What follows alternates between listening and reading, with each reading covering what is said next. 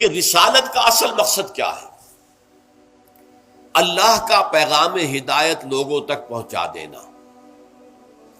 اللہ اس پر قادر ہے کہ ایک کتاب جو ہے وہ ہر انسان کو بھیج دیتا، قادر ہے، لیکن نہیں۔ اللہ تعالیٰ اس پر قادر ہے کہ ہر انسان کے سامنے جو ہے وہ فرشتہ آ جاتا اور وہ ہدایت نامہ لے کر آتا، جس کو انسان دیکھ لیتا کہ واقعی فرشتہ ہے، وہ لے کر آیا۔ نہیں، اللہ نے اس کا ایک سلسلہ اپنی کمال حکمت کی بنیاد پر تجویز کیا اور اس کو اختیار فرمایا، اور وہ ہے سلسلہ رسالت۔ سلسلہ کسے کہتے ہیں؟ زنجیر کو۔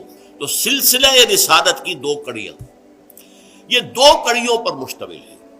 دیکھیے، اللہ وراء الورا ثم وراء الورا ثم وراء الورا ثم وراء الورا، اور انسان ثم رددناہ اسفل سافلین، بہت نیچے۔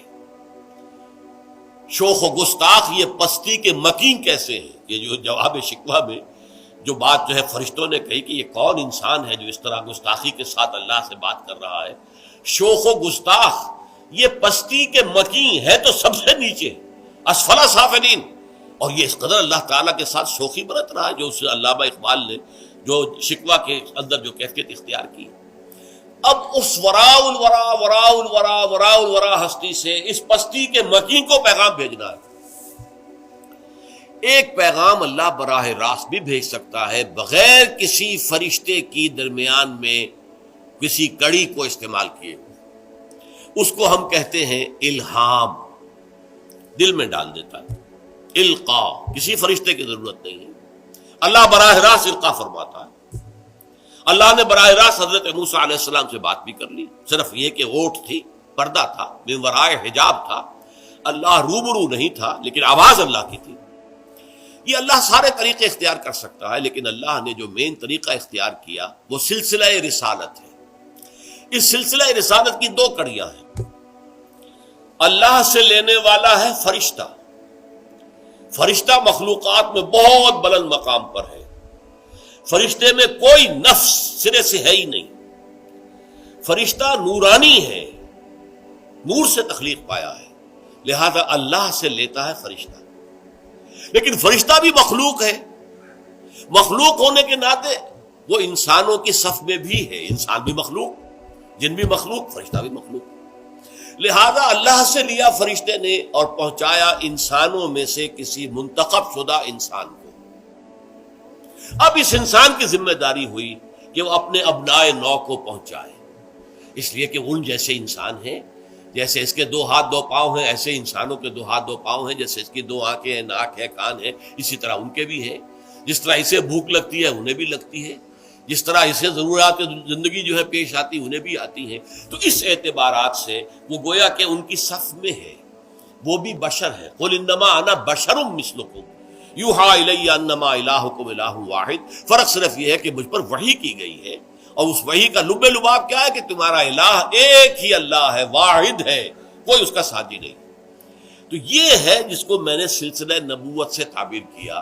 اب یہاں دیکھیے آیت کیا ہے، اللہ یصطفی من الملائکۃ رسلا ومن الناس۔ اللہ چن لیتا ہے، پسند کر لیتا ہے فرشتوں میں سے بھی اپنے پیغامبر، رسل رسول کی جمع ہے۔ ارسلہ یرسلو ارسالن، کسی کو بھیجنا، بھیجا، ارسلہ یرسلو ارسالن، ارسال، اس سے مرسل بھی بنتا ہے، مرسلین۔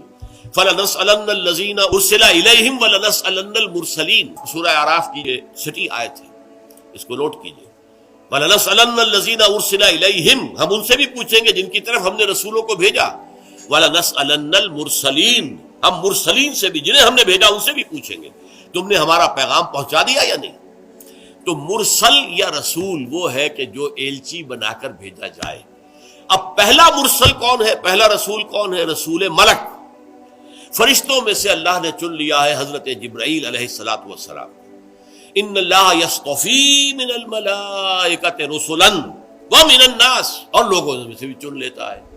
لوگوں میں سے چنا ابراہیم کو، لوگوں میں سے چنا موسیٰ کو، لوگوں میں سے چنا عیسیٰ کو، لوگوں میں سے چنا نوح کو، ہود کو، صالح کو، شعیب کو، لوط کو علیہم الصلوۃ والسلام، اور بالآخر چنا محمد الرسول اللہ صلی اللہ علیہ وسلم۔ تو یہ دو کڑیاں ہو گئی رسالت کی کہ ایک رسول ملک ہے جو اللہ سے لیتا ہے، اللہ سے قرب رکھتا ہے، کیوں کہ وہ نورانی ہے، اس میں کوئی نفس حیوانی سرے سے ہے ہی نہیں، لہذا اللہ سے براہ راست لینا اس کا بالکل قرین قیاس ہے، اس کا قرب ہے۔ پھر وہ پہنچاتا ہے رسول بشر کو، اس لیے کہ مخلوق ہونے کے ناطے وہ رسول کے قریب ہے، رسول بشر کے قریب ہے، کہ جیسے رسول بشر مخلوق ہے ایسے ہی وہ جو رسول ملک ہے وہ بھی مخلوق ہے۔ اب ذمہ لگتا ہے اس رسول بشر کے کہ اب پہنچاؤ اپنے جو بھی ابنائے نوع ہیں، جو اپنی نوع کے انسان ہیں، اپنی قوم ہے، اپنے لوگ ہیں، ان کو پہنچاؤ۔